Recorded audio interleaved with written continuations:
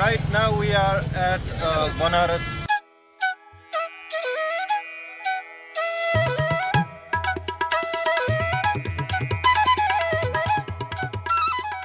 हामी अहिले बनारसमा छौँ। त्यही बनारस जसको पान वर्ल्ड फेमस थियो, तर अहिले रहेनछ। यो चाट पसलको भिडले प्रुभ गरिदियो। सो अराइभ एट काशीको लागि अहिले छौँ हामी बनारसको यो रोडमा, जहाँ रोड पनि छ, मान्छे पनि छ, बाइक पनि छ, टु वे पनि छ, वान वे पनि छ, सबै छ। बस हिँड्नको लागि बाटो कम छ। हामी के छ बे यार,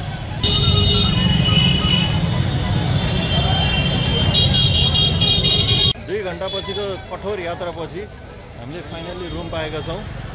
बनारस अहिले हल्का हल्का कमी देखिरहेको छौँ।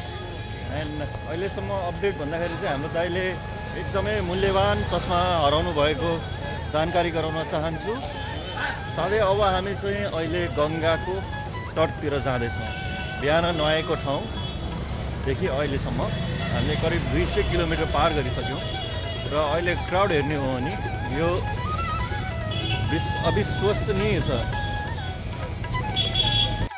बनारसको तटमा सनराइज सनसेट कसले मिस गर्न चाहन्छ र? गाडीको थकान र मनको शान्तिको लागि हामी दाजुभाइ गङ्गाको घाटतिर लम्कियौँ, जुन हाम्रो राम्रो डिसिजन पनि थियो।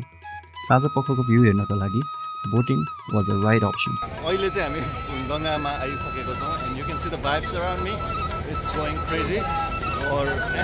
And we are searching for boat for carry out from one place to another. Approximately covers 6 to 5 kilometers. Okay.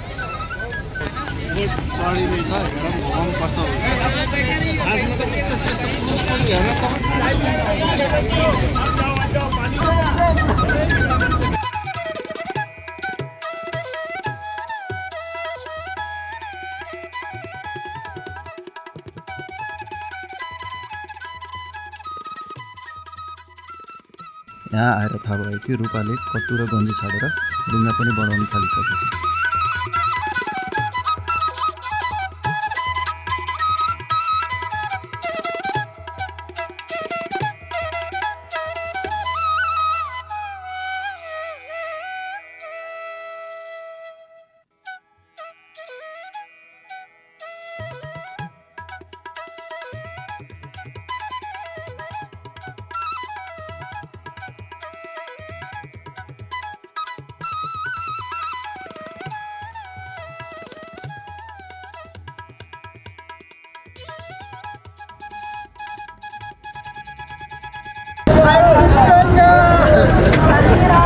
गङ्गामा धेरै मन्दिरहरू थिए। काल भैरव, जगन्नाथ, कृष्ण मन्दिर, शिव मन्दिर, घरको वर मन्दिर, घरको पर मन्दिर, घरभित्र मन्दिर, घर बाहिर मन्दिर, घरको घाटमा मन्दिर, घाट बाहिर मन्दिर र टन्ने मन्दिरहरू थिए।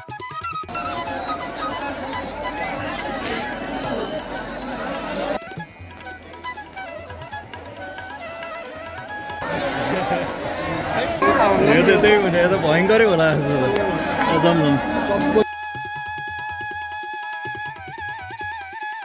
घाटहरू पनि टन्ने रहेछ, जस्तै ब्रह्मघाट, भोसले घाट, पञ्चगङ्गा घाट, ग्वालियर घाट र अन्य घाट। घाटको छेउमा एउटा महँगो रेस्टुरेन्ट पनि थियो र यो रञ्जनामा कुन्दन हिँडेको गल्ली। रञ्जना हुआ में तेरा वाला। त्यहाँको पवित्र धाम श्री काशी विश्वनाथ धाम। यहाँ मान्छेको भिड सोचेभन्दा धेरै थियो र अलग्गै थियो। हामीलाई लाग्यो कि त्यहाँ लाइनमा बसेर दर्शन गर्न असम्भव छ, त्यसैले धामलाई बाहिरबाट प्रणाम गरी बर्चोली दर्शन गरी हामी त्यो भिडबाट निस्क्यौँ। भोक लागेको थियो, तर होटलहरू खचाखच भरिएको देखेर बाहिर नै खानु पर्यो, जुन राम्रो डिसिजन पनि थियो। समोसा र मिठाईहरू सस्तो र मिठो दुवै थियो। सुनौलो बिहानीसँगै गङ्गामा दिनको सुरुवात भयो। शिवरात्रिको दिन दिनचर्या सुरु हुँदै थियो। मान्छेहरू आफ्नो काममा लागिरहेका थिए।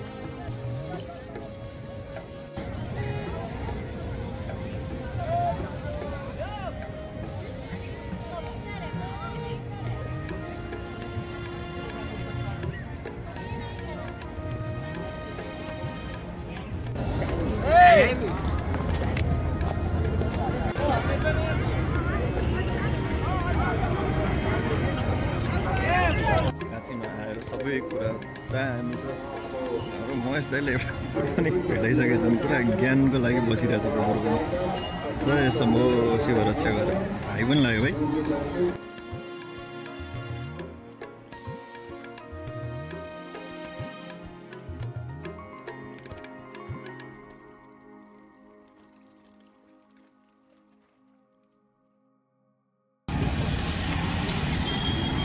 एनिवेज आज डे 4 अफ लिभिङ होम। अहिले चाहिँ हामी भर्खरै यो वाराणसीमा रहेको वान अफ द पावरफुल शक्ति मन्दिर, एकदमै शक्तिले भरिपूर्ण मन्दिर, हामी सङ्कटमोचन हनुमानको दर्शन गरेर यहाँबाट निस्केको छौँ। So beet of change in plan, Kathmandu जानु सक्छौँ, बट यस्तै छ। अहिले चाहिँ हामी होटल जाँदैछौँ। सङ्कटमोचनबाट दर्शन गरेपछि चाहिँ हामी होटल जाँदैछौँ। अनि सङ्कटमोचनमा चाहिँ हामीले फोटो खिच्न नमिल्ने रहेछ, which was very beautiful part of the temple and Ram मन्दिर र हनुमान मन्दिर एकअर्काको अगाडि बसेर चाहिँ त्यो होटल चाहिँ एकदमै त्यो मन्दिर चाहिँ एकदमै पिसफुल र अहिलेसम्मको राम्ररी दर्शन गर्न पाएको मन्दिरमध्ये एक मन्दिर रहन गएको छ, किनकि आज शिवरात्रि पनि अनि मान्छेहरूको भिड पनि कमी थियो। सो एकदमै सजिलो र राम्ररी दर्शन गरेर अब हामी होटलतिर लाग्दैछौँ।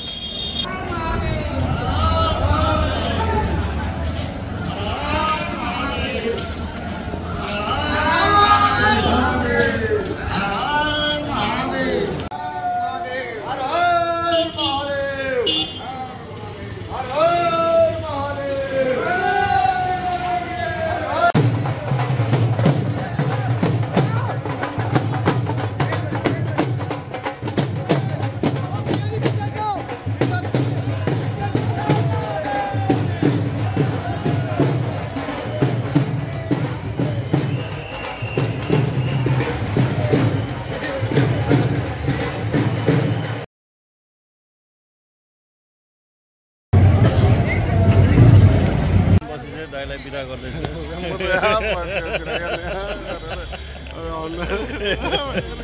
ल दाइ बाई बाई। ल राम्रो जानु। ल भाइ ल।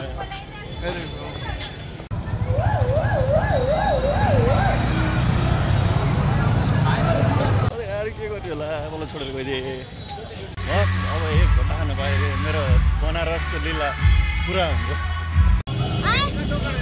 ह्याप्पी बर्थडे बनारस शिवजीको प्रसाद।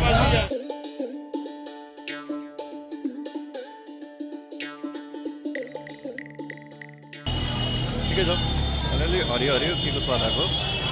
सो महेश दाइले चाहिँ मलाई छोडिसक्नु भएको छ एन्ड म अहिले जान लागेको छु वाराणसी गङ्गा किनार। आज शिवरात्रि रहेको छ र शिवरात्रिमा एउटा यो कुरा सुनेको छ कि यस्तो भिड योभन्दा अगाडि कहिले शिवरात्रिमा हुँदैन थियो, स्पेसली इन वाराणसी।